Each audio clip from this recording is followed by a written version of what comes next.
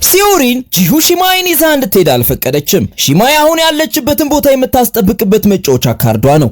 ያለሱ እዚህ ሀብታም ቤተሰብ ውስጥ መቆየት እንደማትችል ታውቃለች። ያለሱ እዚህ ሀብታም ቤተሰብ ውስጥ መቆየት አትችልም። በመሆኑም ዶንግሱ በግድ ሺማይን ከጂሁ እጅ ነጥቆ እንዲወስድ አደረገችው። ልጇን በድጋሚ ስትቀማ ጂሁ ከኋላ መከተል ጀመረች። እንደ ድል ሆኖ ካንጉ በሰዓቱ ቦታው ላይ ደረሰ። የዶንግሱንም መንገድ ዘግቶበት ቆመ። ሺማይም ወደ እናቱ እቅፍ ሮጠ። ካንጉ በጣም ተናዶ ስለነበር ሲዮሪንን ሰብአዊነት የጎደለውን ይህንን ስራ ለምን እንደሰራች ጠየቃት። በሷ የተነሳ ለአመታት ሺማይን እንደ ልጁ ሳይንከባከበው ኖሯል። ሲዮሪን ሺማይ የሷ ልጅ እንደሆነ ተከራከረች። ካንጉ ግን ለዚች አይን አውጣ ሴት ትግስቱ አብቅቷል። በንዴት ልብሷን እያወጣ መጣል ጀመረ። በፍጥነት ቤቱን ለቃ እንድትወጣለት አዘዛት። ሲዮሪን ውርደቷን የምትታገስበት አቅም አልነበራትም። እስካሁንም ስህተቷን አምና አልተቀበለችም። ፍርድ ቤት ገትራ እንደምትከራከር ዛተች። እንዲያውም በዚህ ሁሉ ውስጥ የሚጎዳው ሕፃኑ ልጅ እንደሆነ አስጠነቀቀቻቸው። በጣም የተበሳጨችው ጂሁ እጇን ይዛ እየጎተተች እናቷ ወደ ሞተችበት ቦታ ይዛት መጣች።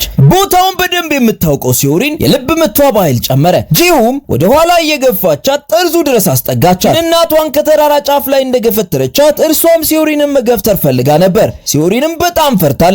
ጂሁ ምሕረት እንድታደርግላት መለመን ጀመረች። በጂሁ መስቀለኛ ጥያቄዎች እናቷን እሷ እንደገደለቻት አመነች። ምንም መጥፎ ነገር አድርጌያለሁ ብላ ግን አላሰበችም። ጂሁ ይቅርታዋን ለማግኘት እድል እንዳላት ነገረቻት። ሲዮሪን ግን ምንም አይነት የመጸጸት ምልክት አላሳየችም። ጂሁም የቀድሞዋ መልካሟ ጓደኛዋ ሱምባክ ለእሷ እንደሞተች ገለጸችላት። ከዚያም የልጇን ደህንነት ለመጠበቅ ከሲዮሪን ጋር ስምምነት አደረገች። ይኸውም ለጊዜው በእናቷ ጉዳይ እንደማትከሳት፣ እሷን በምላሹ የሺማይን ጉዳይ መቼም ፍርድ ቤት ይዛ እንደማትቀርብ ተስማሙ። ይህ ማለት ግን ጂሁ ሲዮሪን ለሰራችው ኃጢአት ይቅርታ አድርጋላታለች ማለት እንዳልሆነ ግልጽ ማሳሰቢያ ሰጠቻት። ሺማይ እንዳደገ በቀጥታ ሲዮሪንን ወደ እስር ቤት እንደምታስገባት ማረጋገጠችላት። ወዲያውም ካንጉ ሪከርደሩን ይዞ ብቅ አለ። ሲዮሪን ወጥመዳቸው ውስጥ በመውደቋ ደነገጠች። ሆኖም ጂሁ ካቀረበችላት የድርድር ሀሳብ ውጪ መሆን አትችልም። መጥፎዋ ሲዮሪን ግን ሺማይን እንዲሁ በቀላሉ የመልቀቅ ሐሳብ አልነበራትም። ጂሁ ሺማይን እንዳታገኘው ለማድረግ በድብቅ ከሀገር ልታስወጣው አቀደች። የ5 ዓመቱ ሕፃን ከሚወዳቸው ሰዎች ተለይቶ እንዴት ይኖራል ብላ አልተጨነቀችም። ሺማይ እንዳይሄድ ሲዮሪንን ተማጸናት። እሷ ግን ስታታለለው አንተ አሁን ሂድና እኔና አባትን እንመጣለን አለችው። በጣም የተናደደው ሺማይ እነሱን አምልጦ እያለቀሰ ወደፊት መሮጥ ጀመረ። ሲዮሪን በድንጋጤ ከዶንግሱ ጋር እሱን መከተል ጀመረች። ብዙም ሳይቆይ ግን ጂሁና ካንጉ አየር መንገድ ደረሱ። ሺማይ ጂሁ ላይ ተጠመጠመባት። ጂሁም እጇ ላይ መሆኑን ስታረጋግጥ በረጅሙ ተነፈሰች። ካንጉ ግን ንዴቱን መቆጣጠር አልቻለም። ለእርሷ ያለው ጥላቻ ፊቱ ላይ በግልጽ ይታያል።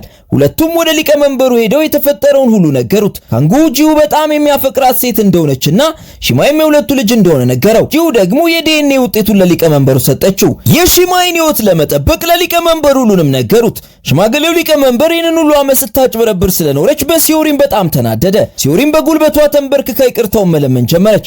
ሆኖም አሁንም ሺማይን አልተወችውም። ከልጅነት ጀምሮ ስላሳደገችው እውነተኛ እናቱ እሷ እንደሆነች ገለጸች። ዳይሬክተር ቢሆን የሲዮሪንን ማንነት እንደተጋለጠ ሲሰማ በድንጋጤ ፈጥኖ መጣ። ከሷ ጋር አብራ እንዳትጥለው ፈርቷል። ሽማግሌውም የሲዮሪንን ታሪካዊ ዳራ ሳያጣራ የልጁ ሚስት እንድትሆን በማድረጉ ዳይሬክተሩን ወቀሰው። ዳይሬክተር ቢሆን ራሱን ለማዳን እሱም በሲዮሪን ቅቤ ምላስ እንደተታለለ በመናገር እነሱ ፊት ሲዮሪንን መሳደብ ጀመረ። በሊቀመንበሩ ፊት ኃጢአቱ ይቅር እንደማይባልም ተናገረ። ሲዮሪንም ዳይሬክተር ቢሆን በጭካኔ ሜዳ ላይ እንደጣላት ስታይ ሚስጥሩን እንደምታጋልጥበት መዛት ጀመረች። ዳይሬክተሩም በጣም ስለፈራ የሱ ሰዎች በፍጥነት ይዘዋት እንዲወጡ አደረገ።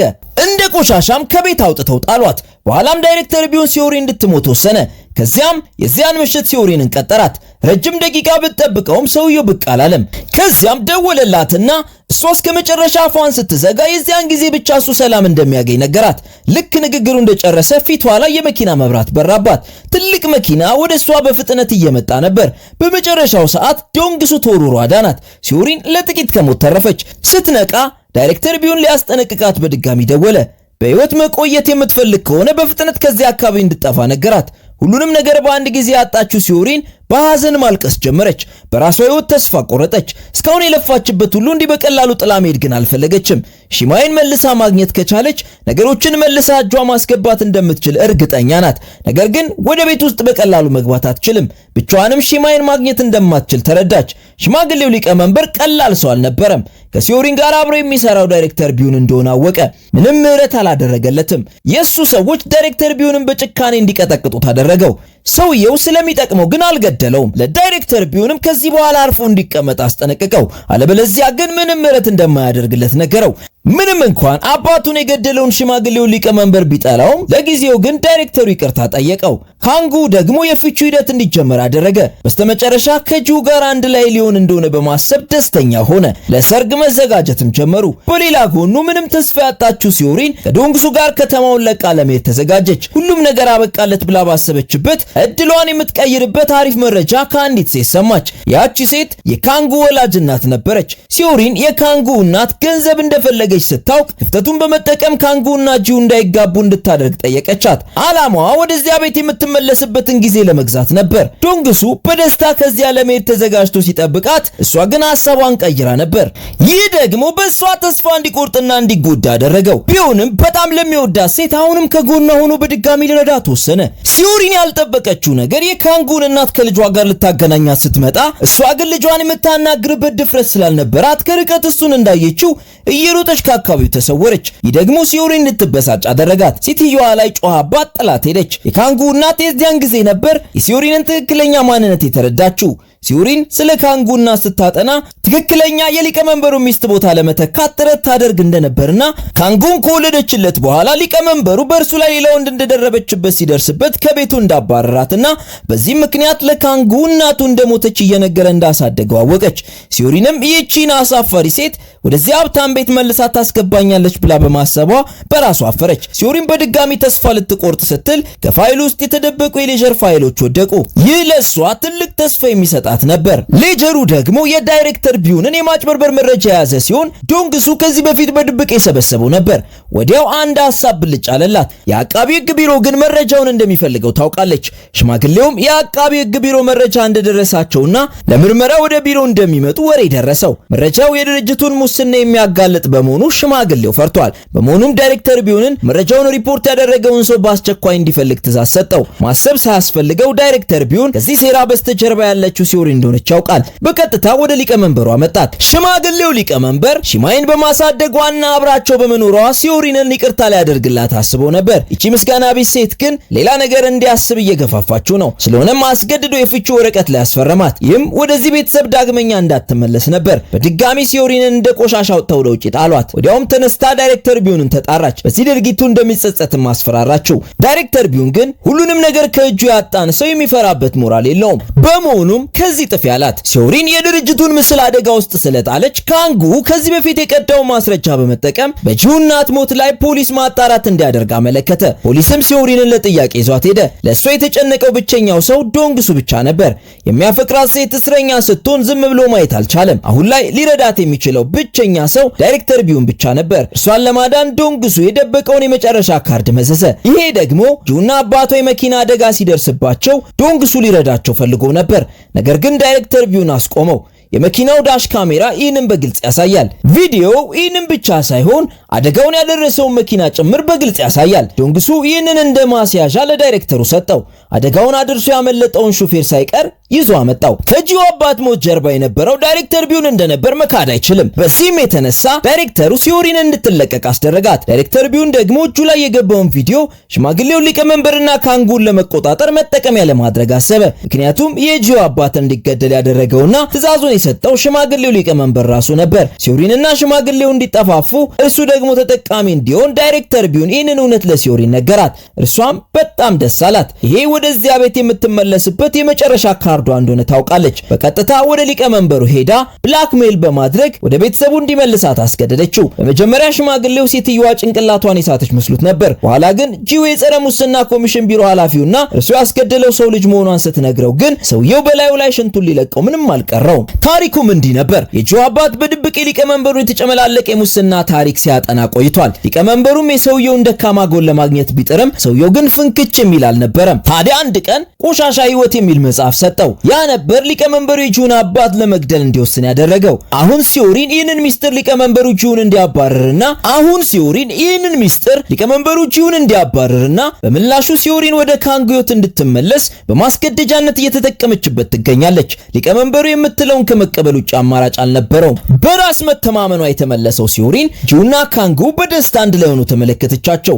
እንደሌላው ጊዜ አልተበሳጨችም። ይልቁንም ጂሁ የምትወደውና የምታከብረው የባሏ አባቷን እንደገደለ ስትሰማ እንዴት እንደምትሆን ለማየት ጓጉታለች። በሚቀጥለው ቀን ሲዮሪን ጂሁ ከሊቀመንበሩ ቤት በግድ እንድትባረር አስደረገቻት። በድጋሚ ሺማይን ካጠገቧ አጣችው። ካንጉ ከስራ ሲመለስ ይህንን ነገር ተመልክቶ አባቱን ለምን እንደዚህ እንደሚያደርግ ጠየቀው። ሲዮሪን ብላክሜል እያደረገችው ከሆነ በግልጽ እንዲናገር ጠየቀው። ሽማግሌው በቁጣ ከጂሁ እንዲርቅ ብቻ አስጠነቀቀው። ካንጉ ምርጫ ስላልነበረው ሲዮሪንን ፈልገው እውነታው እንድትነግረው ጠየቃት። ሲዮሪን ደግሞ ከጂሁ እስከ መጨረሻው እንዲርቅ ስለምትፈልግ በግልጽ አባቱ የጂሁን አባት እንደገደለ ነገረችው። ይህ ዜና ግን ካንጉ ሊሸከመው ከሚችለው በላይ ነበር። ጂሁም ከዚህ ባለጸጋ ቤት ተወረወረች። ቀድሞውንም የእነርሱ ሀብት ግድ አይሰጣትም። እርሷ የምትፈልገው ልጇን ብቻ ነው። ምንም ምርጫ ስላልነበራት በድብቅ ልጇን ሰርቃ ወሰደችው። ነገር ግን ገና የእናትና የልጅ ፍቅራቸውን ሳያጣጥሙ ሲዮሪን ፖሊስ ይዛ ጂሁ ቤት መጣች። ጂሁም ፈጥና ሺማይን ከጀርባዋ ደበቀችው። ሲዮሪን ግን ሕፃን በማገዝ ስለከሰሰቻት ፖሊሶቹ እንዲያስሯት አደረገች።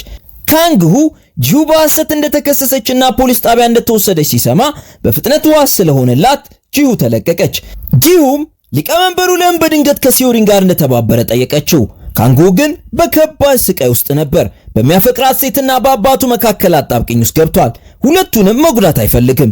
ጂሁ ምንም ምላሽ ስታጣ ነገሩን በራሷ ለማጣራት ወሰነች። ያለ ገደብ ከልጇ ጋር የመሆን መብቷ እንዲጠበቅ ነግራው ሄደች። ጂሁ ከአጠገቡ ስትሄድ እያየ ካንጉ አብረሽኙኝ ለማለት ባለመቻሉ አዘነ።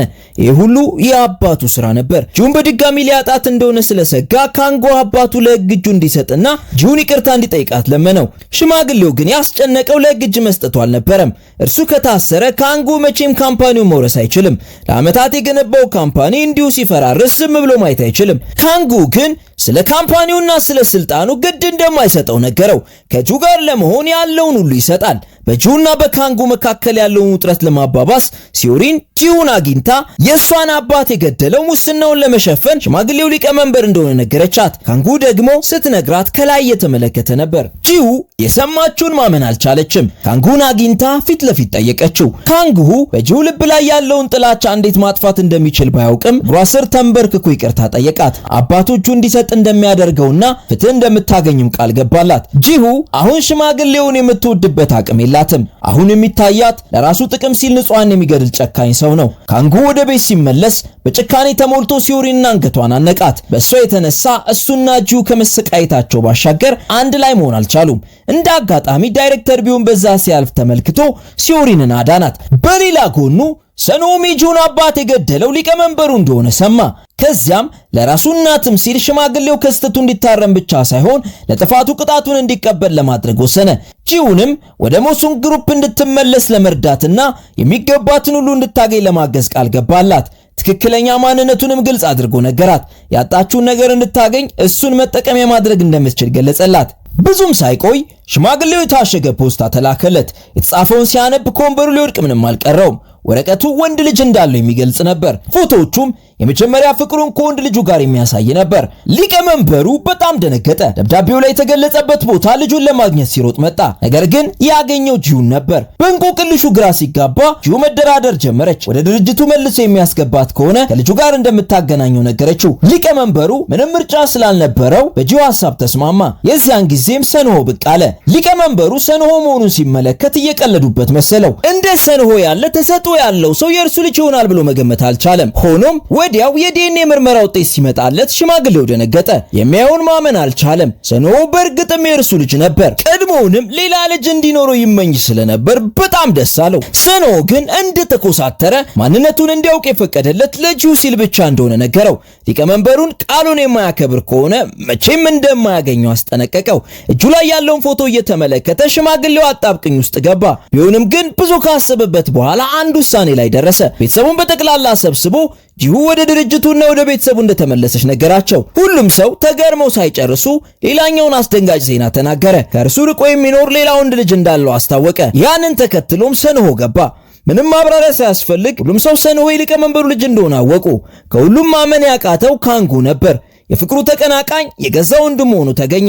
ወደ ውጪ ከወጡም በኋላ ካንጉ ሰንሆ እንዳጭበረበረው ስላሰበ በቡጢ መታው። እስካሁን ይህንን እውነት ከሱ ስለደበቀው ወቀሰው። ሰንሆ ደግሞ አሁንም ለጂሁ ብሎ እንጂ ይህንን ሚስጥር እስከሞት ድረስ መናገር እንደማይፈልግ ነገረው። እናም እሱም በምላሹ ቡጢውን ሰነዘረ። ሁለቱ ሲደባደቡ ከቆዩ በኋላ መጨረሻ ላይ ቁጭ ብለው በርካታ ማውራት ጀመሩ። ሰንሆ ማንነቱን ይፋ ያወጣው ጂሁን ለመርዳት ሲል ብቻ እንደሆነ ገለጸለት። ካንጉ ከመቅናት በስተቀር ሰንሆን የሚወቅስበት ሌላ ምክንያት አልነበረውም። በሌላ በኩል ሊቀመንበሩ ሲዮሪንን ዝም ለማሰኘት ለልጁ ሚስት ሊሰጥ የነበረውን የድርጅቱን የሼር ድርሻ ለመስጠት ቃል ገባላት። በዚህ መንገድ ሳትወድ በግድ የጂሁን መመለስ በሽታ ተቀበለች። የሰንሆ ድንገተኛ ዜና ያስጨነቀው ካንጉ ሰንሆን ያሳደገችውን ወይዘሮ ሃንን አግኝቶ አናገራት። ከሴትየዋም የሊቀመንበሩ ትክክለኛ ፍቅረኛ የሰንሆ እናት እንደነበረች፣ ሆኖም የሱ እናት በሰራችው ተንኮል አባቱ ሜዳ ላይ እንደጣላት፣ በዚህም የተነሳ ሰንሆ ዕድሜው ሙሉ ሊቀመንበሩን ሲጠላ እንደኖረ ሚስጥሩንም ደብቆ እንደኖረና በዚህ ሰዓት ግን ለጂሁ ሲል ሰንሆ እውነታውን እንደተናገረ ነገረችው። ካንጉ እናቱ ወይዘሮ ሃን እንዳለቻት አይነት መጥፎ ሴት መሆኗን አምኖ መቀበል ተቸገረ። ሆኖም እሱ የሚያውቀው እናቱ እንደሞተች ነው። እውነታውን ታዲያ እንዴት ማረጋገጥ ይችላል? በዚህ የተብሰለሰለ ወይዘሮ ሃን ቦምብ የሆነውን ዜና ጣለችበት።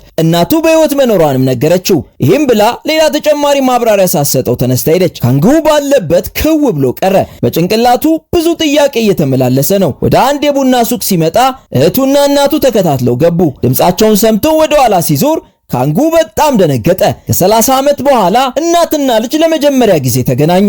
አባቱ ብዙ ጊዜ እናቱ እንደሞተች እየነገረው እስካሁን እንዴት በሕይወት እንዳለች እውነታውን ለማወቅ ካንጉ እናቱን ወደ ቤት አመጣት። ሽማግሌው ሊቀመንበር በንዴት ይቻ ጸያፊ ሴት የእሱ እናት ልትሆን እንደማይገባ ነገረው። የሰንሆ እናት ላይ ተንኮል መስራቷ ብቻ ሳይሆን ልታስገድላት ሞክራ ነበር አለው። የካንጉ እናት የሰንሆ እናት ላይ ተንኮል መስራቷንና ትዳሯን እንድታጣ ማድረጓን አመነች። ነገር ግን በፍጹም እሷ ላይ የግድያ ሙከራ እሷ እንዳላደረገች እንዲያምናት ለመነችው። በካንጉ ልብ ስለ እናቱ የነበረው ምስል እንደዚህ አልነበረም። በኋላም በሌላ ቀን እናቱ አግኝታ ከግድያ ሙከራው ጀርባ የነበረው ዳይሬክተር ቢዩን ሊሆን እንደሚችል ጥርጣሬዋን ነገረችው።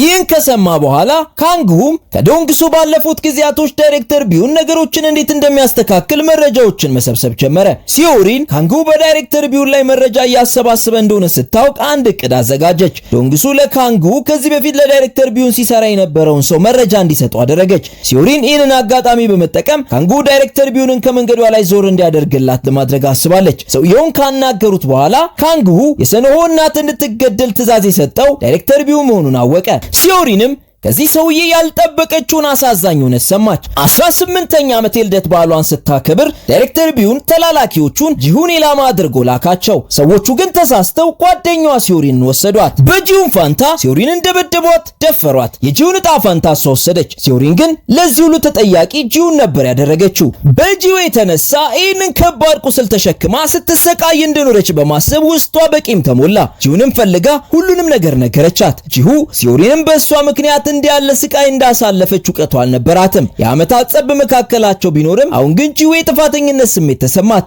የእሷ መኖር የሲዮሪንን ደስታ እንድንጥቀ እያሰበች ይቅርታ ጠየቀቻት። ሆኖም ግን ይቅርቷ ሲዮሪንን የበለጠ እንድትበሳጭ አደረጋት። በወቅቱ ሲዮሪን ተሰብራ ስታለቅስ፣ እሷ ግን ከፍቅረኛዋ ጋር አለሟን ስትቀጭ ነበር። ሲዮሪን የምርም ጸጸት የሚሰማት ከሆነ መንገዷ ላይ መቆም እንድታቆምና ከህይወቷ እንድትጠፋ ጠየቀቻት። ጂሁ ሲዮሪን ስትሄድ ዝም ብላ ከማየት በቀር ምላሽ አልነበራትም።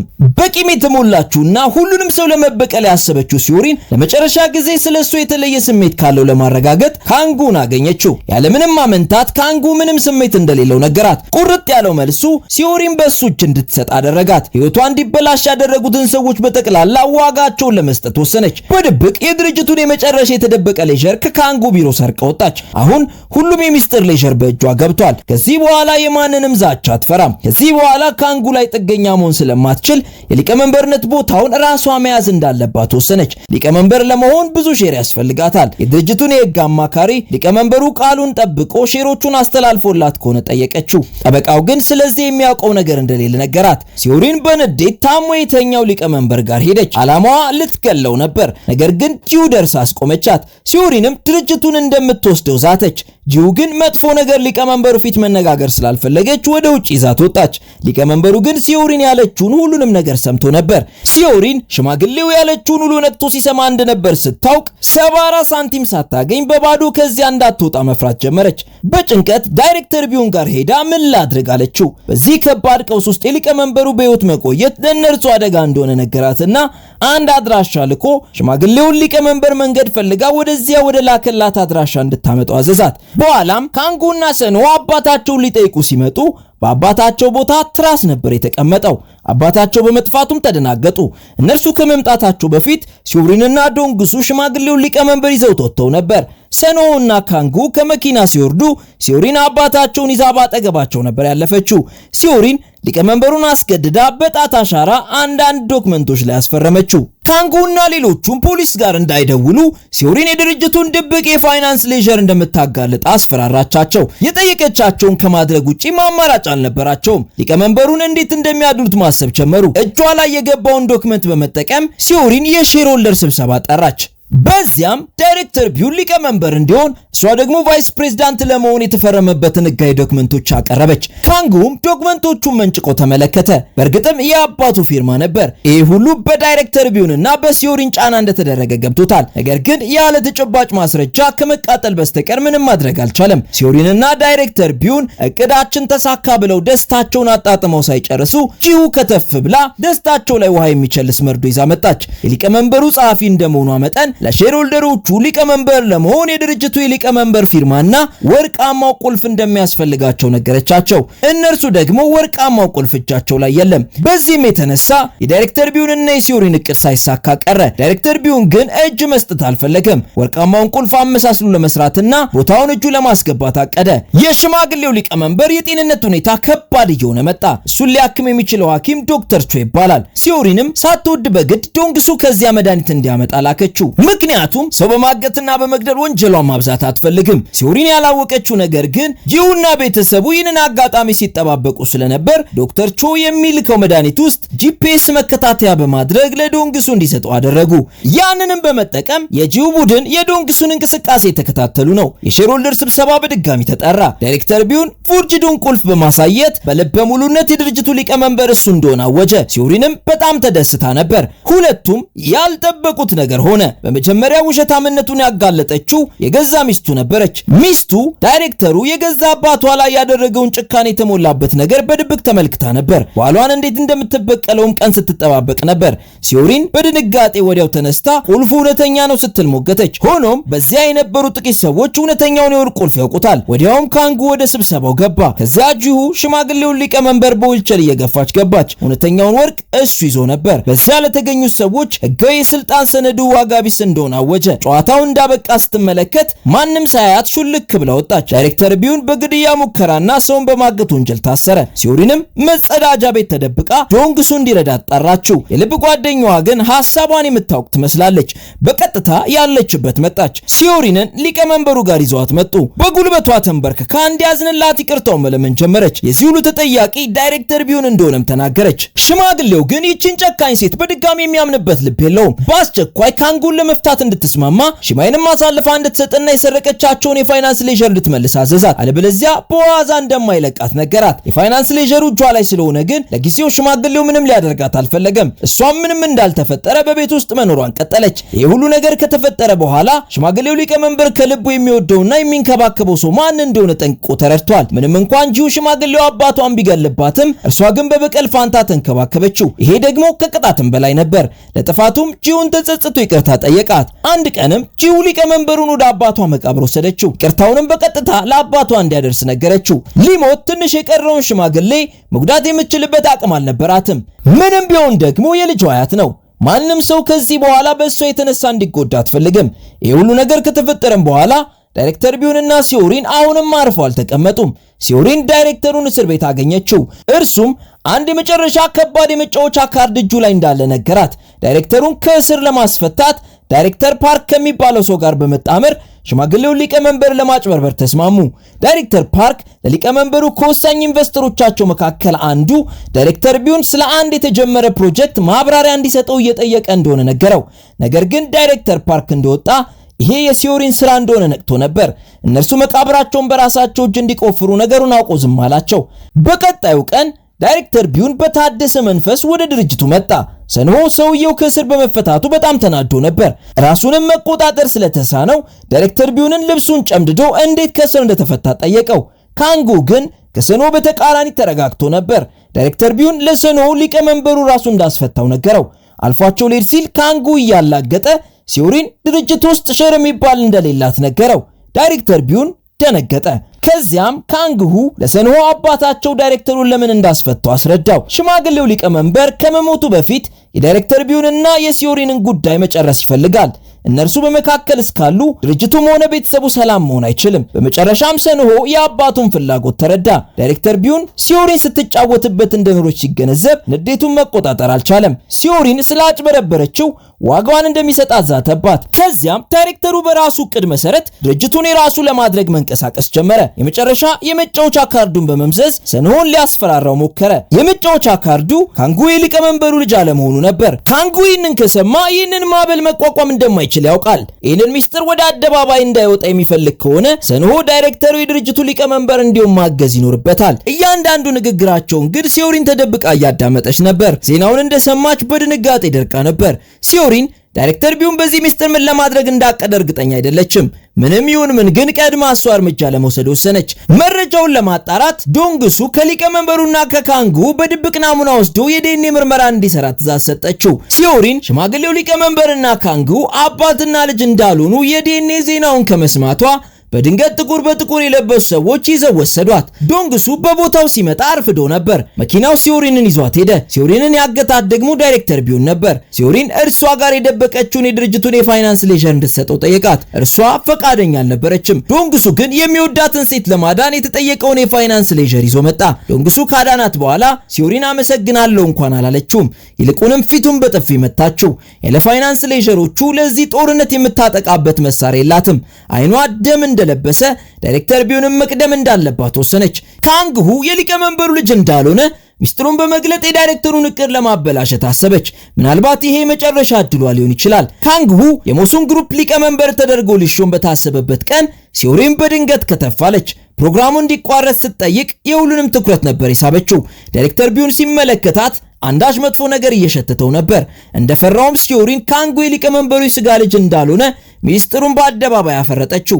እንደ ማስረጃ የዲኤንኤ ምርመራውን ውጤት አቀረበች። የተፈጠረው ነገር የካንጉን ልብ ሰበረው። ጂሁ ፈልጋ አገኘችው። ሙሉ በሙሉ ማንነቱን አጥቶ ባዶ ሆኖ ነበር። የሚወደውና ለዓመታት እንደ ምሳሌ የሚመለከተው ሰው የስጋ አባቱ አይደለም። እንደዚህ አይነት መከራ ለመቀበል ዝግጁ አልነበረም። ሲዮሪን ይህንን ሁሉ ነገር ካደረገች በኋላ ደስተኛ የምትሆን መስሏት ነበር። ይልቁንም ባዶነት ብቻ ነበር የተሰማት። በሲዮሪን የተነሳ ዕቅዱ ሁሉ ብልሽት የወጣበት ዳይሬክተር ቢዩን ሲዮሪንን አግኝቶ እንደሚቆራረጣት ዛተ።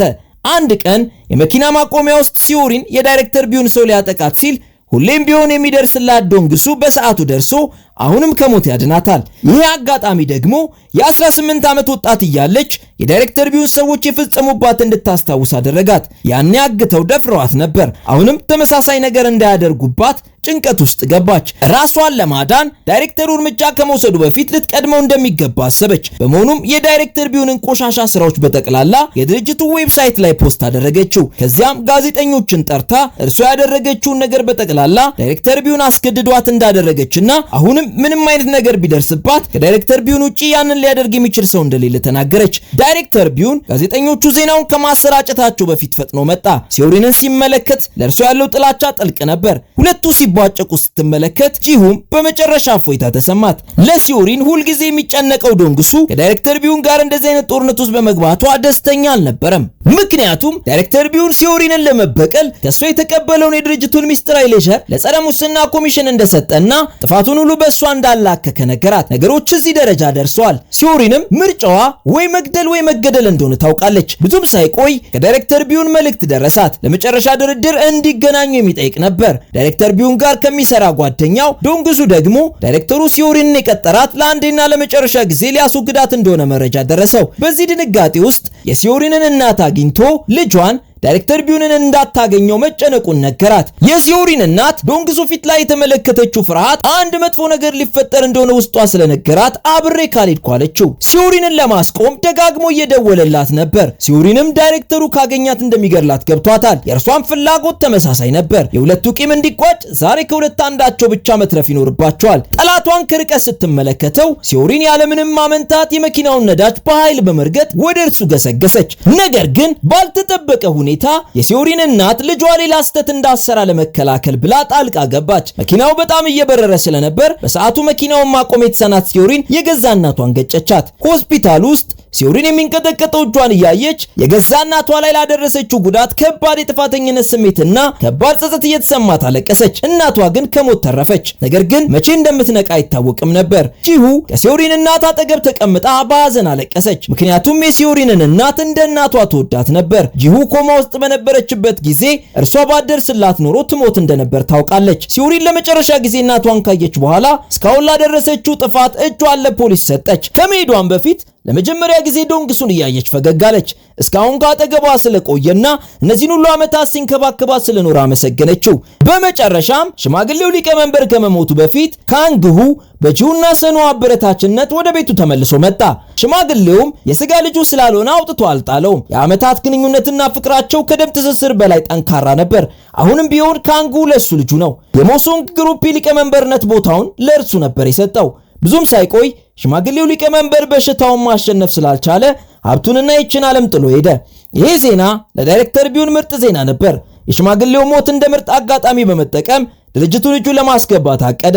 እሱ ያልጠበቀው ነገር ግን ሽማግሌው ከሞቱ በፊት ከታማኝ ሰዎቹ አንዱን ትዕዛዝ ሰጥቶት ስለነበር ዳይሬክተሩ ወደ ህንፃው እንደገባ አንገቱን በመያዝ ቀሽቶ ገደለው። ዳይሬክተር ቢዩን ሊቀመንበሩን እንደጠላውና የእርሱን ቦታ እንደተመኘ ሳይሳካለት እቺ ምድር ጥሎ ሄደ። ሲዮሪንም 80 ዓመት ተፈርዶባት እስር ቤት ወረደች። እዚያም ሆና ግን ሰላም ማግኘት አልቻለችም። በመሆኑም የአእምሯ ሁኔታ ከመበላሸቱን ባሻገር ሌሎች እስረኞች ይቀጠቅጧት ነበር።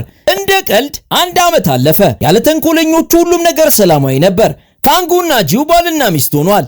ልጃቸውንም አግኝተዋል። የሲዮሪን እናት ከበሽታዋ አገግማ ከዶንግሱ ጋር ስራ ጀምራለች። ለዶንግሱም ቆንጅዬ ሴት ፈልጎ እንዲያገባ ብዙ ጊዜ ነግረዋለች። እርሱ ግን የሚያፈቅረው ሲዮሪንን ብቻ እንደሆነና ሌላ ሴት እንደማይፈልግ ነግሯታል። የሲዮሪን የአእምሮ ሁኔታ እየተባባሰ መጣ። የአእምሮ ሐኪም ቤት ገባች። ጂሁም ያለፈውን ቂምና ጥላቸው ወደ ጎን አድርጋ ሲዮሪንን መጠየቅ ጀመረች። ስህተት የሌለበት ማንም ሰው የለም። ነገር ግን ይቅርታ በማድረግና የሚጠሉንን በመውደድ የሰዎችን ሕይወት መቀየር እንደምንችል በማስተማር The Secret of Women የተሰኘ ኮሪያ ፊልም በዚህ ተጠናቀቀ። ሰናዩን ተመኘውላችሁ። ሁሌም ምርጡን ለእናንተ ቤስት ሙቪስ ሪካፕ። ይመቻችሁ። ቀጣይ በሌላ ምርጥ ፊልም እንገናኝ።